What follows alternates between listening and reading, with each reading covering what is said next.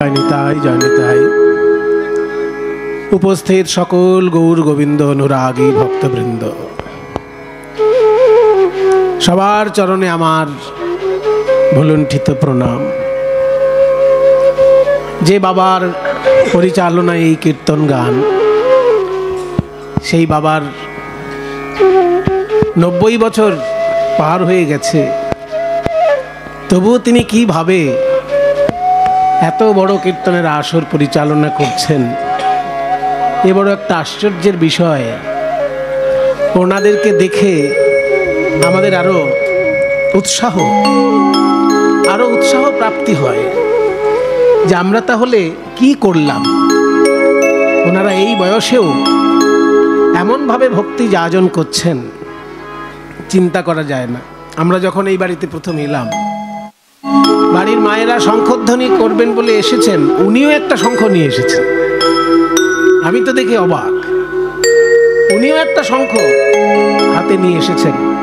এই যে সংস্কার পরবর্তী প্রজন্মের কাছে পৌঁছে দিতে হয়, এটা ওনার কাছ থেকে শিক্ষার বিষয়। যে শুধু অর্ডার দিয়ে দিল এই শঙ্খ নিয়ে আয়, তা নয়, নিজেও একটা শঙ্খ নিয়ে আসছেন আপ্যায়ন করার জন্য। আমাদের ভারতবর্ষ একটা আশ্চর্য দেশ, পৃথিবীর মধ্যে খুব গর্বের দেশ আমাদের। চোরে চোরে ঠাসাঠাসি আমাদের দেশ, কিন্তু মহাপুরুষে পরিপূর্ণ। অন্যান্য দেশে গেলেও চোর পাবেন, চোর নেই এমন দেশ হয়তো পৃথিবীতে নেই। দু একটা ধরা পড়ে, দু একটা ধরা পড়ে না। অন্যান্য দেশের চোরেরা হয়তো অনেক রকমের ফিকির ফন্দি বার করেছে ধরা যাতে না পড়ে সেই জন্য, কিন্তু আমাদের দেশে চোর যেমন ঘরে ঘরে আছে, তেমনি মহাপুরুষও আমাদের দেশে ঘরে ঘরে আছে। আশ্চর্যের বিষয় কি জানেন? পৃথিবীর যদি গুরু বলে কোনো দেশ থাকে, সেটা ভারতবর্ষ। জ্ঞান দেবার মতন জ্ঞান সবার থাকে না। কেউ কেউ এত জ্ঞান দিতে থাকে যে তার যদি একটুখানি খবর নিতে যান, যদি একটু পরীক্ষা করতে যান, তাকে দেখবেন ভাঁড়ে মা ভবানী। হয়তো ভালো করে বইপত্র পড়াশোনাই করেনি জীবনে, অথচ আসরে দাঁড়িয়ে লম্বা চওড়া এমন ভাষণ দিচ্ছে, মনে হচ্ছে যেন কত বড় মহাপুরুষ সরাসরি গোলক থেকে যেন নেমে এসেছে। কিন্তু যদি তার একবার পরীক্ষা নিতে চান আপনি, মনে হবে এক থাবড় দিয়ে বসিয়ে দিই মাটিতে। ভেতরে জ্ঞান নেই, অথচ মুখে জ্ঞানের বুলিয়া ওড়াচ্ছে, এইরকম সংখ্যাটাই বেশি। কিন্তু আমাদের ভারতবর্ষ বড় গর্বের দেশ, কারণ এখানে যারা জন্মেছেন বড় বড় মহাপুরুষ, তারা জ্ঞান নিয়ে জন্মেছেন। যেমন রামকৃষ্ণদেব, তিনি তো কোনো পড়াশোনা করে জ্ঞান অর্জন করেননি। অনেক পড়াশোনা করা বড় বড় পণ্ডিত তাকে পরীক্ষা নিতে গিয়ে ঠকে গেছেন। অনেক বড় বড় পণ্ডিত তার সঙ্গে পেরে ওঠেনি শাস্ত্র যুক্তিতে। তিনি কিন্তু জ্ঞান নিয়েই জন্মগ্রহণ করেছেন রামকৃষ্ণদেব। কিন্তু রামকৃষ্ণদেব করেছেন বলে আপনিও এরকম রামকৃষ্ণ শাস্ত্রে লাগলেন। রামকৃষ্ণ যাকে তাকে শালা বলেছে বলে আপনিও কীর্তনের আসরে দাঁড়িয়ে যাকে তাকে শালা বলে দিলেন। এক থাবড় দিয়ে এইসব লোককে মাটিতে বসিয়ে দিতে হয়। আপনি রামকৃষ্ণ নয়, রামকৃষ্ণ জ্ঞান মাতৃগর্ভে জন্মগ্রহণ করে এসেছেন। যেমন সুখদেব গোস্বামী মায়ের গর্ভে জন্মগ্রহণ করেছেন, তখনই তিনি জ্ঞান অর্জন করেছেন। কারণ ভাগবত শ্রবণ করিয়েছিলেন বেদব্যাস গর্ভবতী স্ত্রীকে। সেই বিটিকা দেবী যখন গর্ভবতী, তখনই ভাগবত শ্রবণ করেছেন সুখদেব মায়ের গর্ভে। সেই গর্ভ থেকে ব্রহ্মজ্ঞান নিয়ে বাইরে আসছে এবং গর্ভ থেকে কথা বলছে। মহাপুরুষদের জীবনী সব ঘটনা আমাদের বিশ্বাস হয় না, কারণ আমাদের চোখের সামনে ঘটলেও আমরা বিশ্বাস করি না অনেক ঘটনা। সুখদেব গোস্বামীর যে আশ্চর্য জীবনী, গর্ভ থেকে কথা বলছে যে না, আমি বাইরে বেরোবো না। কেন না, বাইরে বেরোলেই মায়া আমাকে গ্রাস করবে। বেদব্যাস কথা দিলেন যে আমার ব্রহ্মজ্ঞান যদি থাকে, আমার শাস্ত্রজ্ঞান যদি থাকে, আমি এমন কিছু কাজ তোমার উপর করব যে তোমাকে মায়া স্পর্শ করবে না, তুমি বেরিয়ে এসো। তবে সুখদেব গোস্বামী মাতৃগর্ভ থেকে বেরিয়ে এলেন। সুখদেব গোস্বামী মাতৃগর্ভে জন্মগ্রহণ করেই জ্ঞান নিয়ে এসেছেন, রামকৃষ্ণদেব মাতৃগর্ভেই জ্ঞান নিয়ে এসেছেন, তা বলে তুমি নও। সেই জন্য রামকৃষ্ণ সাজা যেন না হয়। রবীন্দ্রনাথ ঠাকুর কলেজে পাশ করেনি, তা বলে তুমি যদি রবীন্দ্রনাথের বারবার তুলনা দাও যে রবীন্দ্রনাথ তো আর কলেজে পাশ করেনি, আমিও রবীন্দ্রনাথ হয়ে যাব কলেজে পাশ না করে। রবীন্দ্রনাথ আর তুমি এক জিনিস নও। রবীন্দ্রনাথ যেসব পড়াশোনা করেছে তার একটা বইও তোমার জানা আছে কিনা আগে দেখো। রবীন্দ্রনাথের জীবনী যদি দেখো, দেখবে কত কঠিন কঠিন শাস্ত্র তিনি পড়াশোনা করেছেন, এবং যেটা উনি পড়েননি পরিষ্কার মুখ খুলে বলেছেন লোককে যে এইটা আমার পড়া হয়নি, আমার দুর্ভাগ্য, আমার এই জীবনে সময় পেলাম না, এটা আমার পড়া হয়নি, বলেছেন। আমি প্রমাণ জানি কাকে বলেছেন। সুখময় ভট্টাচার্য বলে একজন বড় পণ্ডিত ছিলেন সেই যুগে, সংস্কৃতের বড় পণ্ডিত, সারা বাংলা বিখ্যাত পণ্ডিত ছিলেন তিনি, সুখময় ভট্টাচার্য। সেই সুখময় ভট্টাচার্য বাংলাদেশে তার বাড়ি ছিল। তাকে তিনি বলেছিলেন যে আপনার যে বিরাট জ্ঞান, সেই ফলানোর জায়গা বাংলাদেশ নয়, ওখানে আপনার জ্ঞানের কদর হবে না, আপনি শান্তিনিকেতনে এসে ছাত্রদেরকে জ্ঞান বিতরণ করুন। তখন সুখময় ভট্টাচার্য অত বড় পণ্ডিত, তিনি রবীন্দ্রনাথের আহ্বানে বাংলাদেশ থেকে এসে শান্তিনিকেতনের অধ্যাপক হয়েছিলেন। তখন রবীন্দ্রনাথ বলেছিলেন যে আমার একটু পড়াশোনার, আমার যে লেখালেখিগুলো করেছি সেগুলো নিয়ে আপনি একটুখানি সমালোচনা করুন। সুখময় ভট্টাচার্য বলেছিল আমি যদি আপনার সমালোচনা করতে বসি, আমি কিন্তু আপনার যেগুলো ভুল হয়েছে সেগুলোও বলবো। বলে সেটাও বলবেন, তবু আপনি করুন, কারণ পণ্ডিতের সমালোচনাটা একটা বড় মূল্যবান সমালোচনা। সুখময় ভট্টাচার্যকে বলেছিলেন রবীন্দ্রনাথ যে আমার খুব ইচ্ছা ছিল বেদব্যাসের মহাভারতটা আমি সম্পূর্ণ পড়ব, কিন্তু আমার জীবনে সময় হয়ে ওঠেনি। আমরা যে মহাভারত পড়ি বাংলায় লেখা, সেটা কাশিদাসী মহাভারত, কাশিরাম দাসের লেখা মহাভারত, বাংলায় কবিতা আকারে লেখা, তাই না? মহাভারতের কথা অমৃত সমান, কাশিরাম দাস কহে শুনে পুণ্যবান। তাহলে এই যেটা আমরা পড়ি এটা কাশিরাম দাসের লেখা বাংলায় মহাভারত, আর বেদব্যাস যেটা লিখেছিলেন সেটা সংস্কৃত ভাষায় লেখা, এবং তার শ্লোক সংখ্যা হচ্ছে 1,00,000। শ্রীমদ্ ভগবদ গীতায় মাত্র 700টা শ্লোক আছে, তাই কজন পড়ে বলুন আপনি? যারা প্রচন্ড ভক্ত প্রকৃতির মানুষ তারা পড়ে, কিন্তু যারা অতি সাধারণ গোছের লোক তারা গীতাটা সম্পূর্ণ পড়েছে কেউ? হ্যাঁ, পুজো করে, বাড়িতে ঠাকুরের তাকে রেখে রোজ ধূপকাঠি দেখায়, কিন্তু একবার খুলে দেখে না ভগবান কি কি বাণী বলেছেন আমাদের জন্য। পড়া তো উচিত।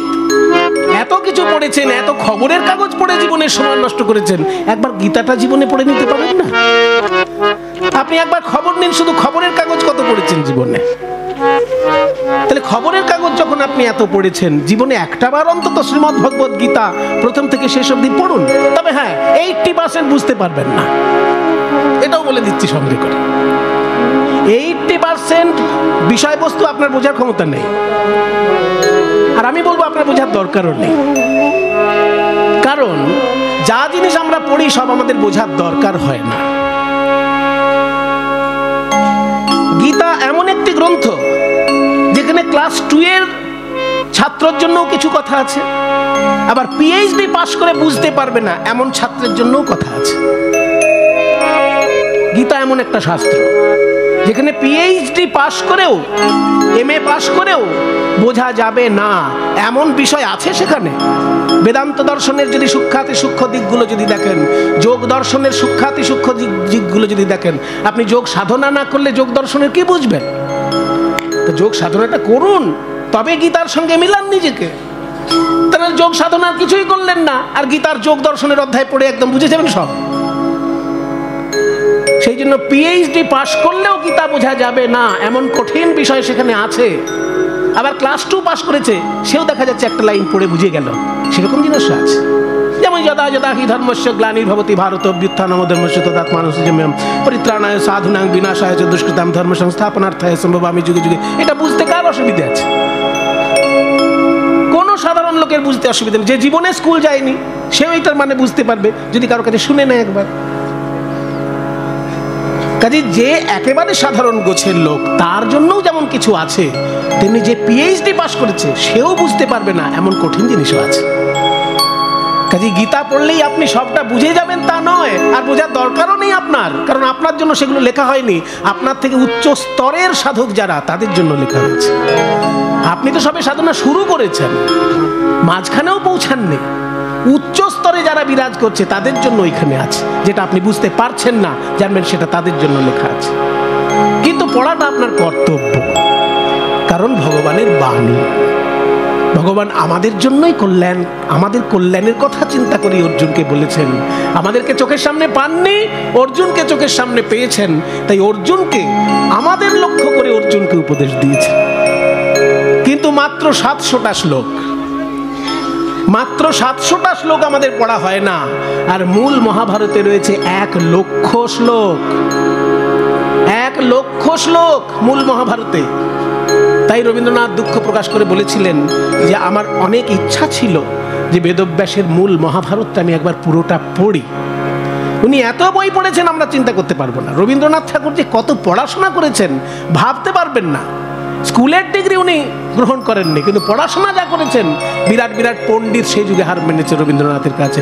বিশ্বব্রহ্মাণ্ডের সব থেকে বড় বিজ্ঞানী তখন আইনস্টাইন, তার সঙ্গে আলোচনায় বসেছেন রবীন্দ্রনাথ। পড়াশোনা না হলে সম্ভব? আইনস্টাইনের সঙ্গে মত বিনিময় করেছেন। আইনস্টাইন যেটা বলছেন রবীন্দ্রনাথ তার সঙ্গে উত্তর দিচ্ছেন। সেই স্তরের যদি জ্ঞান না থাকে তাহলে আইনস্টাইনের সঙ্গে কথা বলবে কি করে রবীন্দ্রনাথ? সেই জন্য উনি যে স্তরের জ্ঞানী ছিলেন, বিদ্যালয়ের অনেক ঊর্ধ্বের জ্ঞানের সেটা। তা বলে আমি রবীন্দ্রনাথ নই, আমি রবীন্দ্রনাথের উদাহরণ দিতে পারি না। আমার স্কুল যেতে ভালো লাগে না, সেটা আমি একটা ফাঁকিবাজ স্টুডেন্ট বলে, তা বলে রবীন্দ্রনাথকে টেনে আনতে পারি না আমার উদাহরণ দেখাতে গিয়ে। তাই কেউ কেউ ভারতবর্ষে এমন মহাপুরুষ এসেছেন তারা মাতৃগর্ভে ব্রহ্মজ্ঞান নিয়ে জন্মগ্রহণ করেছেন, যেমন রামকৃষ্ণদেব। আমাদের ইতিহাসের মধ্যে জানা রামকৃষ্ণদেব, আর আমাদের ইতিহাসের পিছনে যারা, তাদের মধ্যে সুখদেব গোস্বামী, যারা ইতিহাসের অনেক আগের ব্যাপার। সুখদেব গোস্বামী মাতৃগর্ভে ব্রহ্মজ্ঞান, রামকৃষ্ণদেব মাতৃগর্ভে ব্রহ্মজ্ঞান নিয়ে এসেছেন আমাদেরকে দেওয়ার জন্য। সেই জন্য ভারতবর্ষ এমন একটা দেশ, এখানে চারিদিকে যেমন চোর ঘোরাঘুরি করছে, তেমনি এক একটা জেলায়, এক একটা গ্রামে বড় বড় মহাপুরুষ আছেন আমাদেরকে রক্ষা করার জন্য। আমাদের ভাগ্য যদি ভালো থাকে, সেই মহাপুরুষের একটু কৃপা পেলেই আমাদের জীবন ধন্য হয়ে যায়। একটু কৃপা, যদি রামকৃষ্ণদেবের একটুখানি কৃপা কেউ পায়, হয়ে যাবে। রবীন্দ্রনাথ ঠাকুরের যদি একটুখানি চর্চা কেউ করে, ধন্য হয়ে যাবে। চৈতন্য মহাপ্রভু এবং তার পার্ষদগণের একটুখানি যদি খোঁজ খবর কেউ নেয়, ধন্য হয়ে যাবে। একটু কৃপা পেলেই হবে। আজকে আমরা সেই একজন মহাপুরুষ ভক্তের কথা শুনব। তার আগে দেখি পদকর্তা কি বলছেন। পদকর্তা বলছেন, শ্রী গৌরাঙ্গের 2টি পদ, যার ধন সম্পদ সে জানে ভকতি রসসার। টাকা পয়সা সবসময় ব্যাংকে থাকে না। টাকা পয়সা সবার কাছে, টাকা পয়সার সমান গুরুত্ব নয়। কারোর কারোর কাছে কীর্তনটাই সম্পদ, কারোর কারোর কাছে শ্রীমদ্ ভাগবতটাই সম্পদ, কারোর কাছে গীতা সম্পদ, কারোর কাছে জপমালা সম্পদ। সবার কাছে টাকা পয়সা সম্পদ নয়। তাই যদি হতো তাহলে সনাতন গোস্বামী পাদ, রূপ গোস্বামী পাদ, এরা অর্থমন্ত্রী, প্রধানমন্ত্রী হয়ে মন্ত্রিত্ব পদদলিত করে বৃন্দাবনের পথে পা বাড়াতেন। একটু মন্ত্রী হতে পারলে কতখানি ধন্য হয়ে যাই আমরা। 14 পুরুষের ব্যবস্থা করে যেতে পারি। যদি বাবা একটু লোক ঠকিয়ে, একটু ভালো করে রাজনৈতিক ভাষণ টাষণ দিয়ে জীবনে কেউ মন্ত্রী হতে পারে, অমনি তার 14 পুরুষের ব্যবস্থা হয়ে যাবে। বেনামি সম্পত্তি কিনে একদম 14 পুরুষের ব্যবস্থা করে দেবে। এগুলো তো চোখে দেখছি আমরা। কাজে এই যুগে যদি আমরা কেউ মন্ত্রী হতে পারি, 14 পুরুষের আর্থিক অন্তত দুর্ভাগ্য দূর করে দিতে পারি। কিন্তু সনাতন গোস্বামী, রূপ গোস্বামীকে দেখুন, তারা ছিলেন বাংলার প্রধানমন্ত্রী, তারা ছিলেন বাংলার অর্থমন্ত্রী। অথচ সেই মন্ত্রিত্ব পদদলিত করে তারা বৃন্দাবনের ধূলিকণা হৃদয়ে ধারণ করবেন বলে গেছেন। তাহলে তাদের কাছে স্বর্ণমুদ্রার থেকে বৃন্দাবনের ধূলিকণা বেশি মূল্যবান, তাই না? রূপ গোস্বামী যখন স্বর্ণমুদ্রা জমিয়ে রেখেছিলেন একজন মুদির কাছে, সনাতনকে যখন জেলখানায় দিল, এগুলো সবার জানা দরকার বাবা, এনারা আমাদের জীবনের মহাপুরুষ। বৈষ্ণব জগতে যদি কৃপা পেতে চাও 6 জনকে ধরতে হবে। সেটা দেখবেন কি নাম সংকীর্তন পূর্ণতে লেখা আছে, জয়রূপ সনাতন ভট্ট রঘুনাথ, শ্রীজীব গোপাল ভট্ট দাস রঘুনাথ। এই 6 গোসাই, এই 6 গোসাই যবে করুণা করিবে, ব্রজে রাধা কৃষ্ণ সেবা অবশ্য পাইবে। এই 6 গোস্বামীর কৃপা ছাড়া কিচ্ছু পাবে। এই 6 গোস্বামীর মধ্যে সনাতন গোস্বামী জেলখানায় গেছিলেন। কেন জেলখানায় গেছিলেন? আমাদের দেশের মন্ত্রীরা জেলখানায় যায় চুরি করার দায়ে, আর সনাতন গোস্বামী জেলখানায় গিয়েছিলেন মূর্তি ভাঙতে যাবেন না এই দোষে। আলাউদ্দিন হোসেন শাহ বলছেন আমি উড়িষ্যা আক্রমণ করব, সনাতন গোস্বামী বলছেন দয়া করে আমাকে সঙ্গে নেবেন না। কেন? তুমি আমার মন্ত্রী, আমার মাইনে খাচ্ছ বসে বসে, আমার সঙ্গে যাবেন না? বলছে আমি মাইনে খাচ্ছি কর্মচারী হিসেবে, কিন্তু আপনি যে কাজটি করতে উড়িষ্যায় যাবেন, আপনি উড়িষ্যা আক্রমণ করলেই অকারণে মন্দিরের উপর অত্যাচার করবেন, মন্দিরগুলোকে আপনি ধ্বংস করবেন, আর আমি একজন সনাতন ধর্মাবলম্বী হয়ে সেই কাজের সঙ্গে থাকতে পারি না। আপনি উড়িষ্যায় যাবেন, রাজার সঙ্গে যুদ্ধ করুন, বুকের পাটা থাকে তো রাজার সঙ্গে যুদ্ধ করুন, মন্দির ভাঙতে যাবেন কেন? আপনারাই বলুন, রাজায় রাজায় যুদ্ধ হবে, মাঝখানে মন্দিরগুলো ভেঙে দেওয়ার মতন কাপুরুষতা আর কিছু হতে পারে? এগুলো তো কাপুরুষতা। রাজার সঙ্গে যুদ্ধ করবি কর যদি বুকের পাটা থাকে, মন্দির কেন ভাঙবি যদি বুকের পাটা থাকে? তো রাজার সঙ্গে যুদ্ধ করো, রাজাকে হারিয়ে দাও, রাজ সিংহাসনে বসো। রাজা তো আর মন্দিরের ভিতর বসে থাকে না, মন্দিরের ভিতর ভগবান আছে, তো তুমি মন্দিরটা কেন ভেঙে রাজার সঙ্গে যুদ্ধ করছো? এগুলো কাপুরুষতা, এগুলো হচ্ছে মধ্যযুগীয় বর্বরতা। তাই আলাউদ্দিন হোসেন শাহ বললেন আমি উড়িষ্যা দখল করব। তখন সনাতন গোস্বামী বললেন আপনি যদি উড়িষ্যা দখল করতে যান, আপনার যুদ্ধ করা মানেই মন্দির ধ্বংস করা। আপনি শুধু যদি রাজার সঙ্গে যুদ্ধ করতেন তাহলে আমি কিছু বলতাম না, কিন্তু আপনি রাজার সঙ্গে যুদ্ধ করার নামে পথে যে কটা মন্দির থাকবে ভাঙতে ভাঙতে যাবেন। সেই জন্য ওই অপকর্মের সঙ্গে আমি থাকতে পারবো না। আমি আপনার মাইনে খাই কারণ আমি আপনার প্রধানমন্ত্রী, আপনার সমস্ত সমস্যা দূর করার আমার দায়িত্ব, কিন্তু আপনার মন্দির ভাঙার কাজে আমাকে সঙ্গে রাখার কোনো যুক্তি হয় না, ওই কাজের জন্য আমি মাইনে নিই না।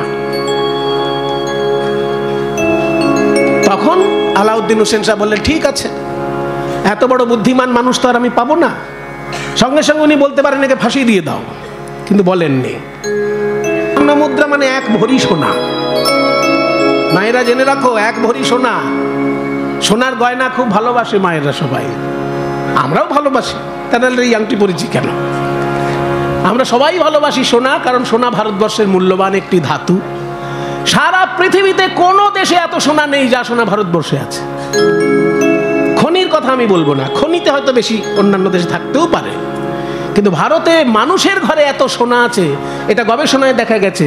পৃথিবীর অন্য কোনো দেশে ঘরে ঘরে এত সোনা নেই, ভারতবর্ষে ঘরে ঘরে যত এত সোনা থাকে, এটা গবেষণার কথা। সেই জন্য সোনা আমরা সবাই ভালোবাসি। সেই রূপ গোস্বামীর যুগেও সোনার মুদ্রা ছিল, তখন সোনার টাকা, সেই একটা সোনার টাকা মানে 1 ভরি সোনা। 7000 ভরি সোনা যত টাকা দাম হয়, এবার আপনারা হিসেব করুন। যদি মোবাইলে যদি লেখেন দেখবেন জায়গা পাবেন না, টাকাটা কোথায় গিয়ে দাঁড়াবে। 1 ভরি সোনার যা দাম, 10 গ্রাম নয় কিন্তু, 1 ভরি হচ্ছে 12 গ্রামে। 12 গ্রাম সোনা 1 ভরি হয়, কাজে 12 গ্রাম সোনার যা দাম, সেই দামের সঙ্গে 7000 গুণ করুন, যে কয়েক কোটি টাকা হবে। সেই টাকাটা ঘুষ নিয়েছিল জেলখানার যিনি সর্দার ছিলেন, সেই সর্দার, জেলখানার সর্দার ঘুষ নিয়েছিলেন ওই কোটি কোটি, যে টাকাটা আমি বললাম 7000 স্বর্ণ মুদ্রা। সেই ঘুষ নিয়ে তবে সনাতন গোস্বামীকে ছেড়ে দিল। বললো নবাব আসে যদি জিজ্ঞেস করে, আমি বলবো উনি মনের দুঃখে স্নান করতে গেছিলেন, গঙ্গায় ডুবে মারা গেছে। শুধু একটাই অনুরোধ আপনার কাছে, কোনোদিন যেন ঘুরে আর রাজসভায় আসবেন না। সনাতন বলল ভাই আমি যে দেশে যাচ্ছি সে হচ্ছে অমৃতের দেশ। সেইখানে গিয়ে এই সব তুচ্ছ বিষয়ের কথা আমার মাথাতেই থাকবে না। সেই জন্য বলে আপনি যান, আমি বলবো স্নান করতে গেছিল, ও গঙ্গায় ডুবে মারা গেছে, বলে দেব। তাহলে এই যে ব্যাপার, রূপ গোস্বামীর এই যে অর্থ বুদ্ধি, যে সমস্ত আত্মীয় স্বজনকে সম্পত্তি বিভাগ করে দিয়ে দরিদ্রদেরকে বিতরণ করিয়ে দিয়ে তারপরেও কিছু টাকা বিপদের জন্য জমিয়ে রেখেছিলেন বন্ধুর কাছে, আর বন্ধু এমন ঠিক উপযুক্ত সময়ে সেই টাকা দিয়ে সনাতন গোস্বামীর জেলখানা থেকে মুক্তি ঘটিয়েছিলেন। কাজে সে যুগের মন্ত্রী আর এ যুগের মন্ত্রীকে দয়া করে গুলিয়ে ফেলবেন না। এ যুগে মন্ত্রী জেলে যাচ্ছে মানুষের টাকা তছরূপ করার জন্য, আর সে যুগের মন্ত্রী জেলে গিয়েছিল যাতে ধর্মের প্রতি তার অন্যায় আচরণ না হয় সেই জন্য। আলাউদ্দিন হোসেন শাহের সঙ্গে যুদ্ধে যাবেন না বলে, কারণ উনি যুদ্ধে গেলে শুধু যুদ্ধ করবেন না, মন্দির ভাঙবেন, সেই অন্যায়টা চোখের সামনে সহ্য করবেন না বলে সনাতন গোস্বামী জেলে গেছিলেন। আর সেই জেল থেকে মুক্তির জন্য রূপ গোস্বামী বন্ধুর কাছে টাকা জমা রেখে দিয়েছিলেন। কাজেই তারা টাকা পয়সা একেবারে সোনার টাকা পয়সা নিয়ে কথা, আমরা তো কাগজের টাকা পয়সা নিয়ে কথা বলি, আর তারা সোনার টাকা পয়সা নিয়ে কথা বলেছে। কাজেই তাদের কাছে টাকা পয়সাটা, তাদের কাছে সম্পদ টাকা পয়সা নয়, বৃন্দাবনের ধুলা। তাদের কাছে যেমন বৃন্দাবনের ধুলাটাই সম্পদ, ঠিক তেমনি কোন ভাগ্যবান ভাগ্যবতী যদি গৌরাঙ্গের চরণটিকে সম্পদ ভাবতে পারে, তার ভক্তি উদয় হবেই হবে। গৌরাঙ্গের দুটি পদ যার ধন সম্পদ, আমার গৌরাঙ্গের দুটি পদ যার ধন সম্পদ, সে জানে ভগতির সংসার, সে জানে ভগতির সংসার। গৌরাঙ্গ মধুর লীলা যার কর্ণে প্রবেশিলা, আমার গৌরাঙ্গ মধুর লীলা যার কর্ণে প্রবেশিলা, হৃদয় নির্মল নির্মল, হৃদয় নির্মল ভেল তার গো, হৃদয় নির্মল ওই হৃদয় নির্মল হেল তার গো, যার কর্ণে প্রবেশিলা, হৃদয় নির্মল দূরে যাবে গো, যাবে গো, অজ্ঞান আধার দূরে যাবে গো, অজ্ঞান আধার দূরে যাবে গো, অজ্ঞানে আধার দূরে যাবে। মধুর গৌর লীলা শ্রবণ করে অজ্ঞানে আধার দূরে যাবে, গৌর লীলা শ্রবণ অজ্ঞান আধার দূরে যাবে, অজ্ঞান আধার দূরে যাবে, অজ্ঞান আধার দূরে যাবে,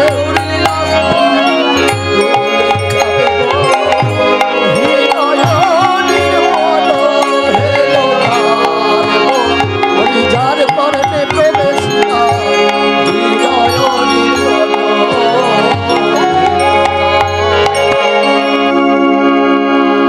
পদাবলী সাহিত্য এক একটা পংক্তিতে এক একটা জ্ঞান দিচ্ছে। প্রথম পংক্তি বলল, টাকা পয়সাকে যারা সম্পদ ভাবে তারা জাগতিক সুখ পেতে পারে কিন্তু ভক্তি পাবে না। গৌর সুন্দরের চরণকে যে সম্পদ ভাবে সে ভক্তি পাবেই পাবে। দ্বিতীয় পংক্তিতে বলল, গৌরাঙ্গের লীলা যদি কেউ শোনে তার মনের অজ্ঞান অন্ধকার দূর হয়ে যাবে। এবার তৃতীয় পংক্তিতে বলছে, গৌরাঙ্গের নাম যদি কেউ মুখে বলে তার কি হবে, তার কি হবে? গৌরাঙ্গ মধুর যে গৌরাঙ্গের নাম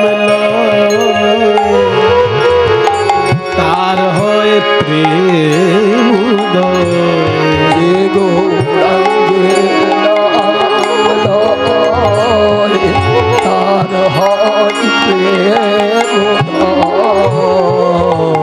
গৌরাঙ্গের নাম, গৌরাঙ্গ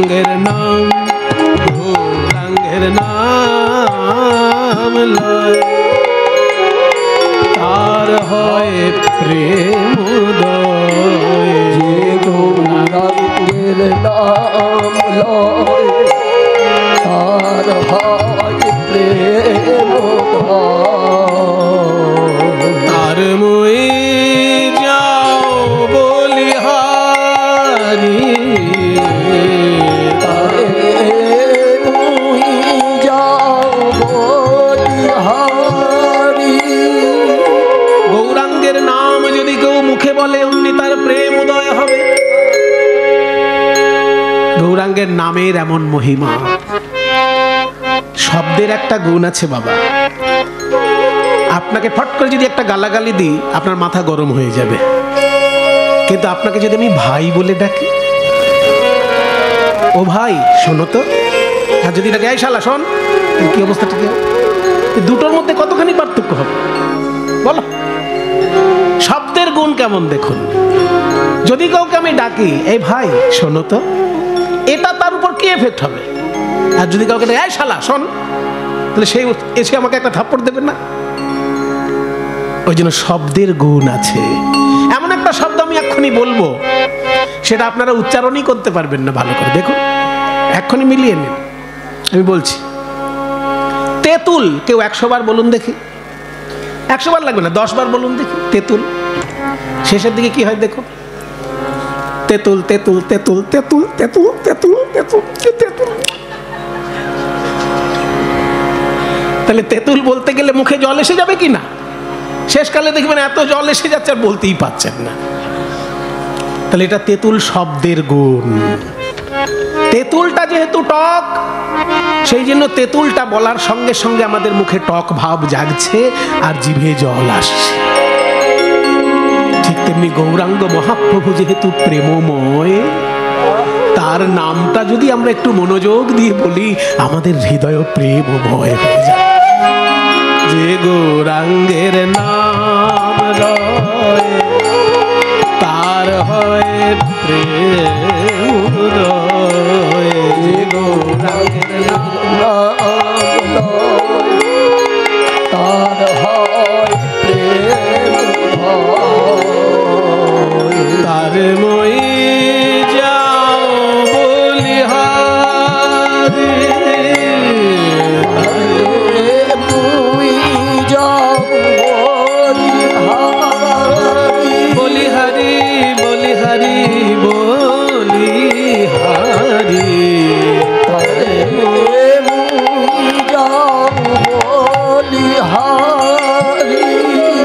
খেয়াল করুন, বলিহারি বলিহারি বলিহারি বলিহারি বলিহারি বলিহারি।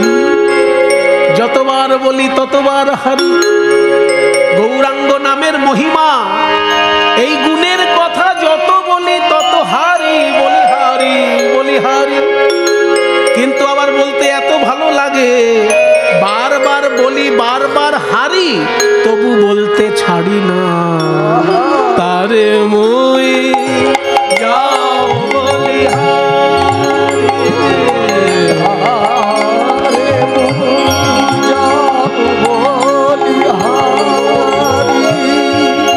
কোন কোন ভাগ্যবান এমনও থাকেন যারা হা গৌর প্রাণ গৌর বলতে গেলেই তাদের 2 নয়নে অশ্রু বর্ষণ হয়। এমন ভাগ্যবান ভাগ্যবতী যদি কেউ থাকে, যার কণ্ঠে গৌর নাম উচ্চারিত হলেই নয়নে জল আসে, তার কি হবে জানো? তাকে আর মোটা মোটা বই পড়ে কৃষ্ণ লীলা জানতে হবে না, তার হৃদয়ে লীলা রস আপনি স্ফুরিত হবে। গৌরাঙ্গ নামেতে ঝুরে নিত্য লীলা তার স্ফুরে।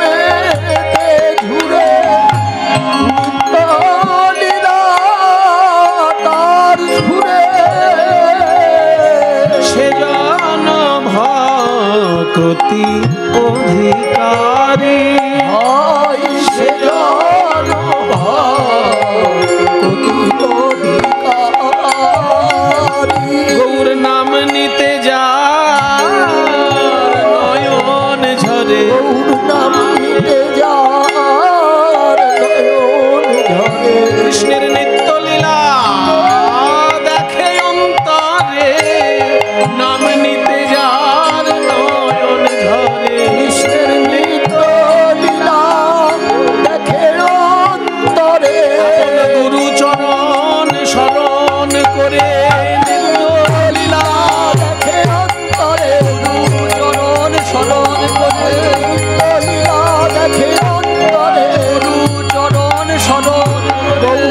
নাম নিতে যার নয়ন ঝরে সে জন ভকতি অধিকারী। একটা গানের 4টে লাইন গাইলাম এই পর্যন্ত। দেখুন কীর্তন কত মূল্যবান। কীর্তন হচ্ছে মূল পদাবলী সাহিত্য, শুধু ফালতু বকে যাওয়া কীর্তন গান নয়। কীর্তন গান হচ্ছে পদাবলী সাহিত্যের সাংগীতিক রূপ। যে পদটা আমি গাইলাম, এই গানের 4টে লাইন মাত্র গাইলাম, আর 4টে লাইনেই 4টে নতুন কথা পেলাম। আমাদের ধারণা ছিল পকেট গরম থাকলেই ভক্তি পাওয়া যাবে, পয়সা না থাকলে আবার ভক্তি হয়। এই যে ছেলেটা খোল বাজাচ্ছে, পয়সা না থাকলে খোল কিনতে পারবে? ওই যে উনি বাঁশি বাজাচ্ছেন, পয়সা ছাড়া বাঁশি কিনতে পারবেন?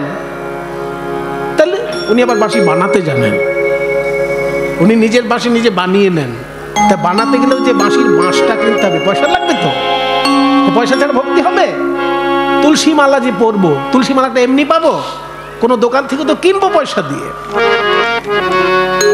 অনেকেই ভাবেন যে পয়সা ছাড়া বোধহয় ভক্তি হয় না। পদকর্তা বলছে প্রথমেই তুমি ভুল পথে হাঁটছো। হ্যাঁ, সমাজে চলাফেরা করতে গেলে পয়সা অবশ্যই লাগে, কিন্তু ভক্তির জন্য পয়সা বাধ্যতামূলক নয়। গৌরাঙ্গের চরণকে যদি কেউ হৃদয়ে সম্পদ ভাবে, শুধু তার ভক্তি লাভ হবে। আর পয়সা দিয়ে তুমি তুলসী মালা কিনতেই পারো, কিন্তু যদি তোমার গুরুচরণে শ্রদ্ধা না থাকে, অথচ তুলসী মালা পরে ঘুরছো, ভক্তি হবে?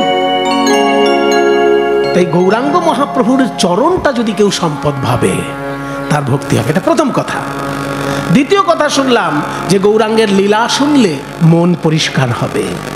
তৃতীয় কথা শুনলাম গৌরাঙ্গের নাম মুখে বললে হৃদয়ে প্রেম জাগবে, ওই যে তেঁতুলের উদাহরণ। চতুর্থ কথা শুনলাম যে গৌরাঙ্গের নাম বলে যদি চোখে জল আসে, তাহলে হৃদয়ে মাঝে লীলা দর্শন হবে। এই যে 4টে মহিমা শুনলাম, তাতে যদি আমরা আবার শুধুমাত্র গৌরাঙ্গ মহাপ্রভুকে ভালোবাসি আর তার পার্ষদগণের খোঁজ খবর না নিই, তাহলে সেটা কিন্তু অন্যায় হয়ে যাবে। গৌরাঙ্গ মহাপ্রভুকে ভালোবাসতে গেলে তার পার্ষদদেরকেও সমানভাবে শ্রদ্ধা করতে হবে। চৈতন্য চরিতামৃতে বলেছে যে মহাপ্রভুকে মানো অথচ নিতাইকে মানো না, মহাপ্রভুকে মানো অথচ অদ্বৈতকে মানো না, মহাপ্রভুকে মানো অথচ হরিদাস ঠাকুরের সমাধিতে একবার প্রণাম করনি, তাহলে কিন্তু তুমি মহাপ্রভুর ভক্ত হতে পারবে না। খুব সুন্দর একটা উদাহরণ দিয়েছে চৈতন্য চরিতামৃত, বেশ মজার উদাহরণ, মানে বাচ্চা ছেলে ভুলানোর মতন উদাহরণ। বলছে একেতে বিশ্বাস আর অন্যে অসম্মান, অর্ধ কুক্কুটিকা নেয় তোমার প্রমাণ। একটু আগে আমি বলেছি যে বাংলা ভাষা সংস্কৃত ভাষা এমন কঠিন কঠিন জায়গা আছে যে পিএইচডি পাস করলেও সে বুঝতে পারবে না। এইটার মানে কি চট করে কেউ বুঝতে পারবে যদি ঠিক ঠিক পণ্ডিতের কাছে অর্থটা না জানা হয়? চৈতন্য চরিতামৃত পড়লেই কি মানে বোঝা যাবে?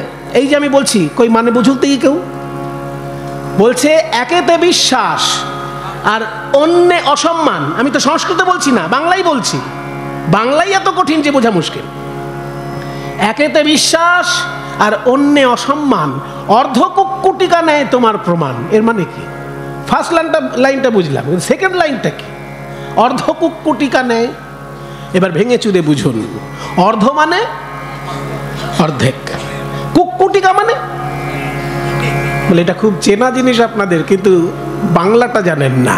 মুরগি, মুরগি মুরগি চেনে না এমন বাঙালি বর্তমানে কে আছে বাবা? সেই জন্য মুরগিকে সংস্কৃত ভাষায় বলে কুক্কুটিকা। প্রাচীন ভাষায় বাংলাতেও কুক্কুটিকা বলা হতো, পণ্ডিতরা কুক্কুটিকা বলতেন। তাহলে অর্ধ কুক্কুটিকা মানে অর্ধেক মুরগি। এই অর্ধেক মুরগির দশা হবে তোমার। এই ব্যাপারটাকে বুঝতে গেলে ছোট্ট একটা হাসির গল্প শুনতে হবে। একজন একটা মুরগি পুষেছে, সে ঘন ঘন ডিম পাড়ে। আর তার পাশে এক বন্ধু মুরগি পুষেছে, সে আবার ঘন ঘন ডিম পাড়ে না।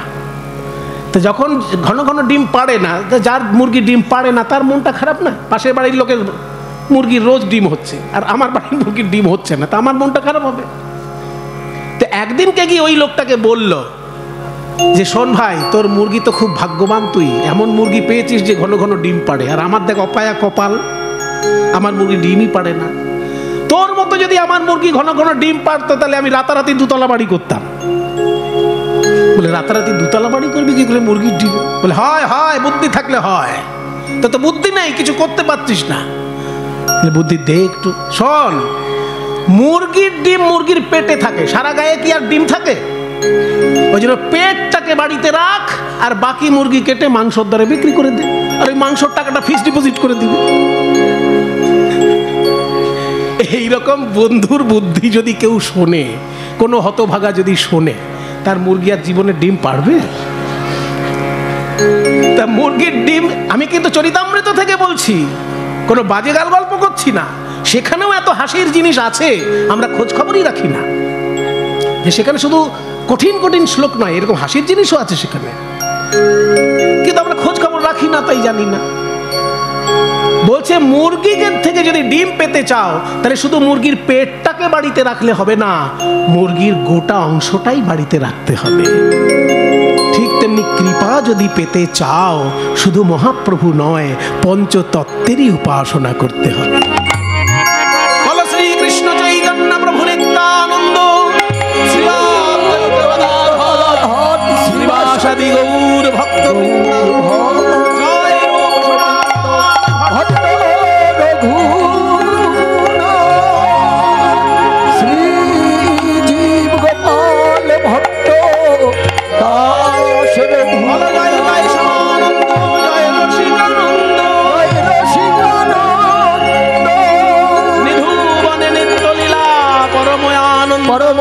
জয় গৌর ভক্তবৃন্দ, গৌর যার প্রাণ, সবে মিলে করমরে প্রেম ভক্তি।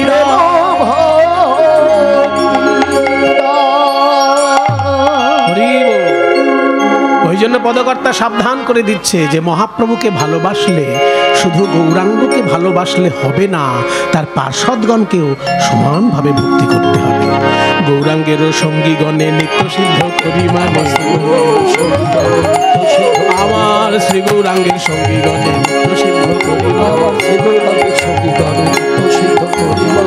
জয় ব্রজেন্দ্র সুত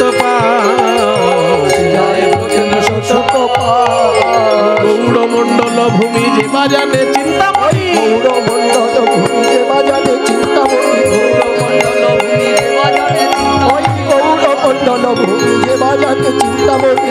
হয় ব্রজ ভূমে বাস, হয় ব্রজ ভূমে বাস, ভেদ যেন করো না, ভেদ যেন করো না, নবদ্বীপ শ্রী বৃন্দাবন ভেদ যেন করো না, নবদ্বীপ আর বৃন্দাবন ভেদ যেন করো না, নন্দনন্দন শচী নন্দন ভেদ যেন করো না, নন্দনন্দন শচী নন্দন ভেদ যেন করো না, ওই ভক্তগণ আর গোপীগণ ভেদ যেন করো না, ভক্তগণ আর গোপীগণ ভেদ যেন করো না।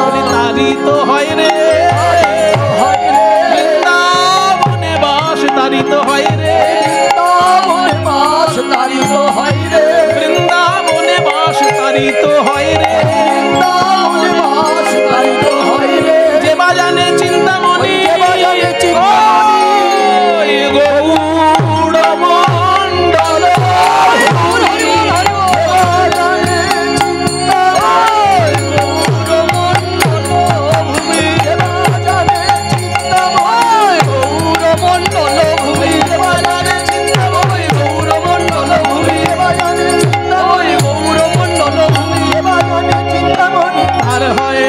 ভূমে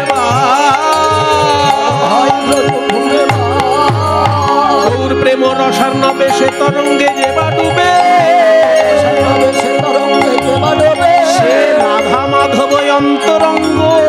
রাধা মাধব অন্তরঙ্গ। যারা গৃহে বা বনেতে থাকে হা গৌরাঙ্গ বলে ডাকে। হে বা বলে থাকে হা গৌরাঙ্গ বলে ডাকে। গৃহে বা বনে মানে গৃহে বা বৃন্দাবনে, এখানে বনে মানে কিন্তু জঙ্গলে নয়, গৃহে বা বৃন্দাবনে। যারা গৃহে বা বনেতে থাকে হা গৌরাঙ্গ বলে ডাকে। হে বা বলে থাকে হা গৌরাঙ্গ বলে ডাকে। নরোত্তম ভাসে তার সঙ্গ, নরোত্তম মাগে তার সঙ্গ।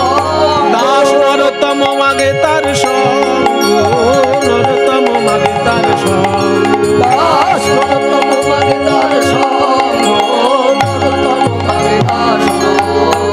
ওই চরণ ছাড়া করো না, ছাড়া করো, আমি ওই চরণে শরণ নিলাম, চরণ ছাড়া করো না। ওই চরণে শরণ নিলাম, চরণ ছাড়া করো।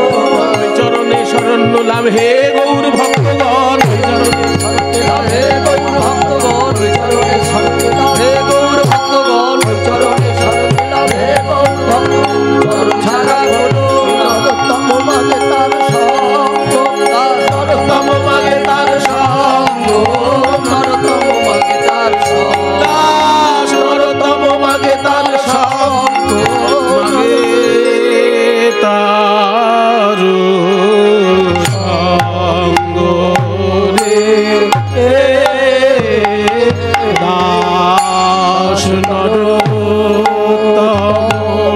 দাস নরোত্তম মাগে তার সঙ্গ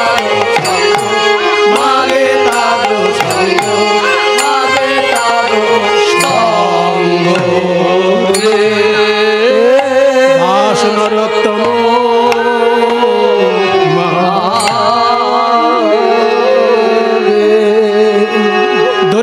পরিবার, অত্যন্ত দরিদ্র পরিবার, দিন আনে দিন খায়, কোনো কোনো দিন হয়তো খাবার জোটেও না।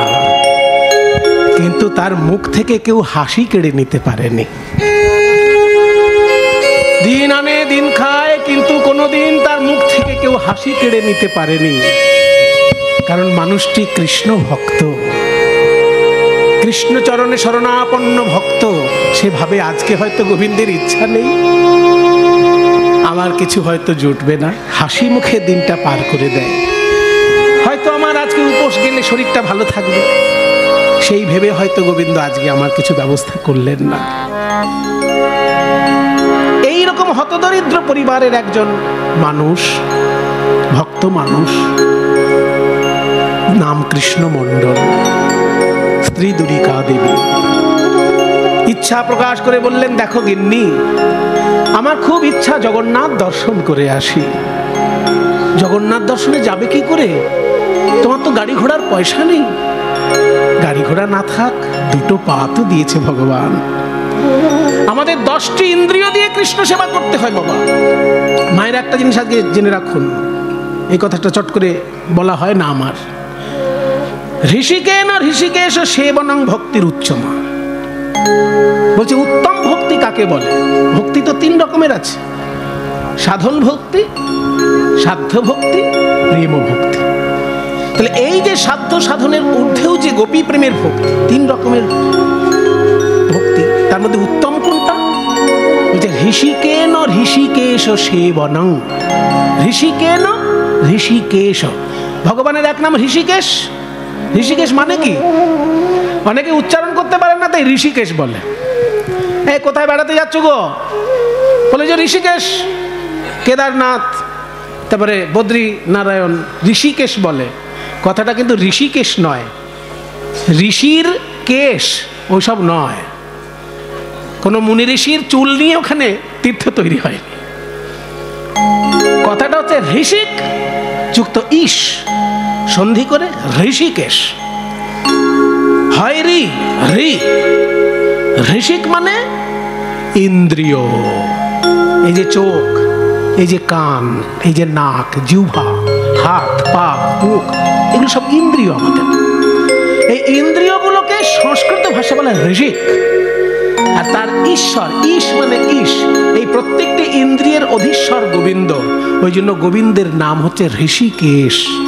ঋষিক যুক্ত ঈশ, ঋষিকেশ মানে আমাদের ইন্দ্রিয়ের অধীশ্বর তিনি। আমাদের চোখের মালিকও কৃষ্ণ, কানের মালিকও কৃষ্ণ, নাকের মালিকও কৃষ্ণ, জিহ্বার মালিকও কৃষ্ণ, হাতের মালিক, পায়ের মালিক, সর্ব অঙ্গের ইন্দ্রিয়ের মালিক তিনি। ওই জন্য তাকে বলা হয় ঋষিকেশ। উত্তম ভক্তি কাকে বলে? শাস্ত্র বলছে ঋষিকেন ঋষিকেশ সেবনং ভক্তি উচ্যতে। অর্থাৎ ইন্দ্রিয়ের দ্বারা যদি তুমি ঈশ্বরের সেবা করো, ঋষিকেশ মানে কৃষ্ণ বা ঋষিকেশ মানে বিষ্ণু বা ভগবান, তার সেবা করতে গেলে তোমার ঋষিকটা লাগবে, যেহেতু ঋষিকের অধীশ্বর তিনি। এই ইন্দ্রিয় ঋষিকেন মানে ইন্দ্রিয়ের দ্বারা, ঋষিকেশ সেবনম কৃষ্ণের সেবা। তাহলে ইন্দ্রিয় দ্বারা কৃষ্ণ সেবা। হাত দিয়ে না হয় সেবা করলেন, চোখ দিয়ে না হয় সেবা করলেন, কান দিয়ে না হয় সেবা করলেন। এই যে কীর্তন শুনছেন, কান দিয়ে সেবা করছেন। যখন শ্রীমূর্তি দর্শন করে প্রণাম করবেন, দর্শন চোখ দিয়ে সেবা করা হচ্ছে। যখনই প্রসাদের গন্ধ নাকে যাচ্ছে, উনি নাক দিয়ে সেবা করা হচ্ছে। যখনই প্রসাদ জিহ্বায় পাচ্ছেন, জিহ্বা দিয়ে সেবা করা হচ্ছে। কিন্তু পা দিয়ে কি করে সেবা হবে?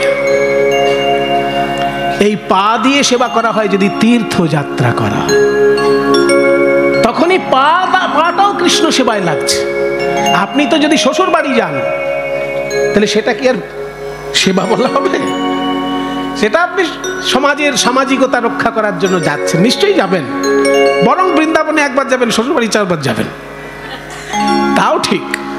কিন্তু তবু বৃন্দাবনে অন্তত যাবেন তো। অনেকে দেখবেন তীর্থে গেলে হাঁটতে চায় না, ক্ষমতা আছে তবু হাঁটতে চায় না, ঠিক না। আপনার চরণটা কিন্তু কৃষ্ণ সেবায় লাগাতে পারলেন না, এটা আপনার ব্যর্থতা। যদি পায়ে ব্যথা না থাকে, যদি পা ভাঙা না থাকে, যদি নার্ভের কোনো গন্ডগোল না থাকে, যদি চরণ সুস্থ থাকে, তাহলে হেঁটেই তীর্থ দর্শন করতে হবে। তাহলে হয় কি, চরণটা সেদিনকে কৃষ্ণের সেবায় লাগলো। কারণ 10টা ইন্দ্রিয়ই গোবিন্দ সেবার জন্য তৈরি হয়েছে। ঋষিকেন ঋষিকেশ সেবনং বলছে। ঋষিক মানে ইন্দ্রিয়, ইন্দ্রিয় 10 রকম। 5টি জ্ঞানেন্দ্রিয়, 5টি কর্মেন্দ্রিয়। জ্ঞান অর্জন হয় 5টা দিয়ে, আর কাজ করা হয় 5টা দিয়ে। জ্ঞান অর্জন কারা কারা করে না? চক্ষু, কর্ণ, নাসিকা, জিহ্বা, ত্বক। এই যে চক্ষু, এই যে কর্ণ, এই যে নাসিকা, এই যে জিহ্বা, এই ত্বক, এই 5টা দিয়ে জ্ঞান অর্জন হয়। ত্বক দিয়ে বুঝতে পারি ঠান্ডা না গরম, জ্ঞান অর্জন হচ্ছে। তাই জ্ঞান অর্জন হয় বলে এগুলোকে বলে জ্ঞানেন্দ্রিয়। আর অন্য ইন্দ্রিয়গুলো দিয়ে কাজ করা হয়, সেই জন্য কর্মেন্দ্রিয়। সেগুলো কি কি? মুখ, মুখে খাবার দিলে খাবারটা চিবানো হচ্ছে, মুখ দিয়ে খাবারটা চিবানো যখন হচ্ছে কাজ করা হচ্ছে, জ্ঞান অর্জনের জন্য নয়। জ্ঞান অর্জন করছে জিহ্বা, জিহ্বা কিন্তু জ্ঞান অর্জন করছে, ও স্বাদটা বুঝছে। আর চিবানোর কাজটা করছে দাঁত, মুখ, এটা হচ্ছে কর্ম। সেই জন্য কর্মেন্দ্রিয় মুখ। মুখ পানি মানে হাত, পাদ মানে চরণ, পায়ু এবং উপস্থ। এই 10টি ইন্দ্রিয় সবটাই কৃষ্ণ সেবায় লাগানো যায়, গুরুর কাছে শিখতে হবে। গুরু আপনাকে সবগুলোই খুলে বলবেন, আমি সবগুলো খুলে বলবো না। আমার দ্বারা যতটা পর্যন্ত আসরে দাঁড়িয়ে বলা সম্ভব আমি সেইটুকুই বলবো। তাহলে চরণটা কৃষ্ণ সেবায় লাগবে কখন না? চরণটা কৃষ্ণ সেবায় লাগবে যদি এই চরণে আমি হেঁটে হেঁটে তীর্থ দর্শন করি, পাটা তখন আমার গোবিন্দের কাজে লাগছে। সেই জন্য যদি আমার পয়সা না থাকে সে তো আনন্দের কথা, আমার পা দুটো দিয়ে আমি তীর্থযাত্রায় যাব, আমার চরণটা সার্থক হবে। চলুন, জগন্নাথ দর্শনে চলেছেন দুঃখী মণ্ডল, আমরাও একটুখানি যাই সেই জগন্নাথ দর্শনে। সবাই একটু হাত জোড় করুন, কারণ এই জগন্নাথের স্তব আমি যেটা গাইব স্বয়ং চৈতন্য দেবের শ্রীমুখ থেকে অনর্গল প্রকাশিত হতো এই শ্লোকাবলী। জগন্নাথের মুখের দিকে তাকিয়ে তিনি অনর্গল যে স্তব পাঠ করতেন সেই শ্লোকই এই। জগন্নাথ স্বামী নয়ন পথগামী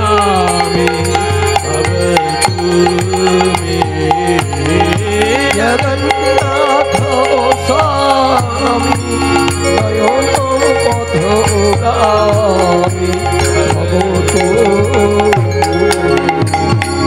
কদাচিৎ কালিন্দিতটো সঙ্গীত তরলো মুদাভিরে নারী বদন কমলস্বাদ মধুক রমা শম্ভো ব্রহ্মারপতি গণেশার্চিত পদো জগন্নাথ স্বামী নয়ন পথগামী ভব জগন্নাথ স্বামী নয়ন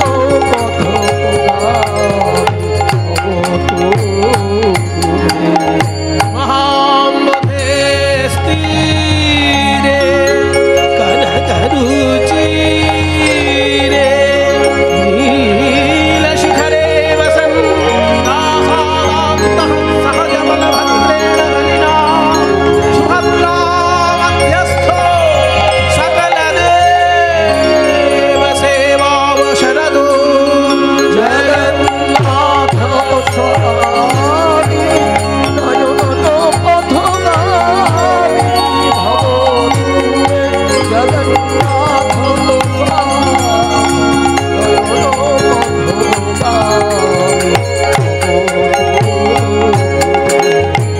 मुझे सद्ये वेणु शिरसि शिखपिच्छं कटितटे दुकूलगनेत्रान्त सहजरकटाक्षं सदा श्रीमद्वृन्दावन वसति लीलापरिचयो जगन्नाथ স্বামী নয়ন পথগামী ভব জগন্নাথ স্বামী নয়ন পথগামী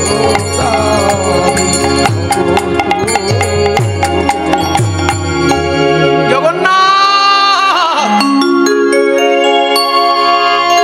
মাধব বহুত মিনতি করুত দেই তুলসী তিল দেহ সমর্পণ দয়াদ নিছোড় বিমোহ ওহে রাধা মা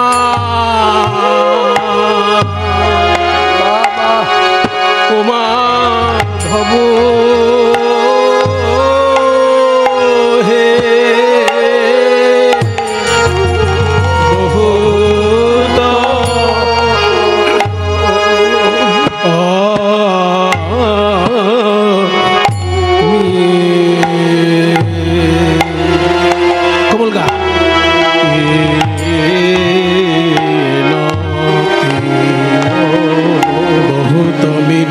করো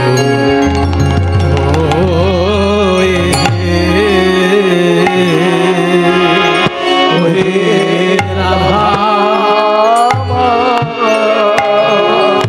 মাধব হে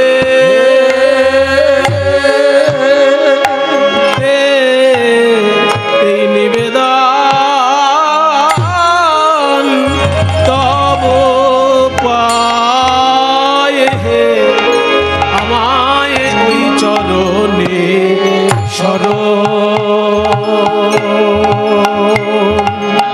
শরণ দিও নিবেদন মধ্যম দাস খুশি তাল আমায় ওই চরণে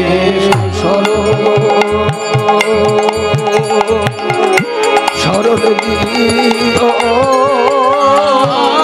তব পায় আমায় চরণে শরণ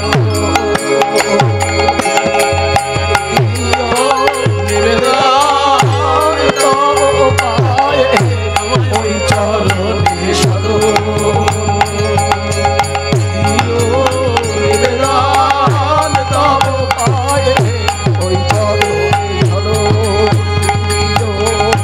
নিবেদন তব পায় ওই চরণে শরণ দিও নিবেদন তব পায় ও হে রাধা গণইতে দোষ গুণ লেশ না পাও বিজবত কর বিচার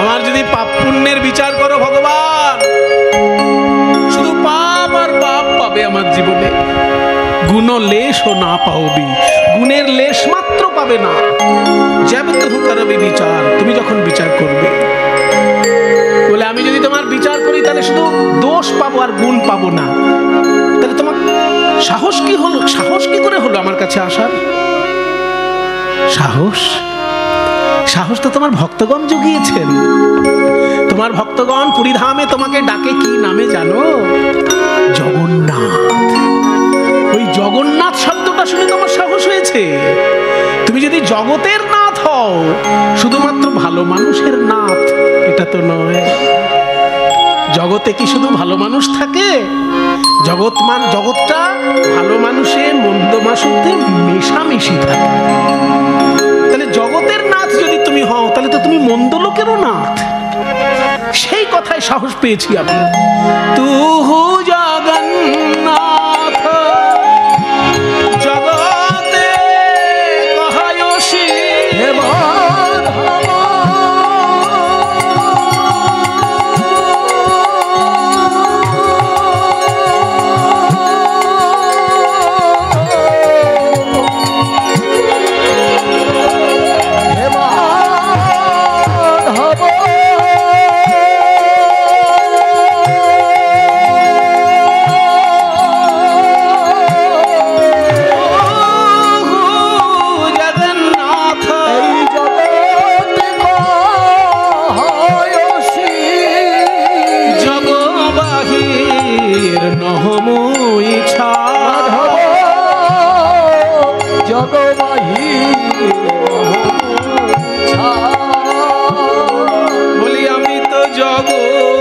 ছাড়া নই আমি তো জগৎ ছাড়া তুমি হলে এই জগতের নাথ আমি তো জগৎ ছাড়া নই মাধব তুমি হলে জগতের নাথ আমি সেই ভরসায় তোমায় ডাকি তুমি হলে আমি সেই ভরসায় তোমায় ডাকি হলে জগতের সেই ভরসায় তোমায় ডাকি আমি তো জগৎ ছাড়া